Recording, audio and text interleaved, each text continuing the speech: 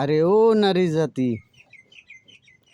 তোমরা বলো স্বামী খালি ঝগড়া করে।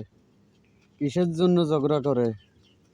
তোমরা তোমাদের বিভাগের একটু প্রশ্ন করে দেখো, তোমাদের স্বামী কেন তোমাদের সাথে ঝগড়া করে?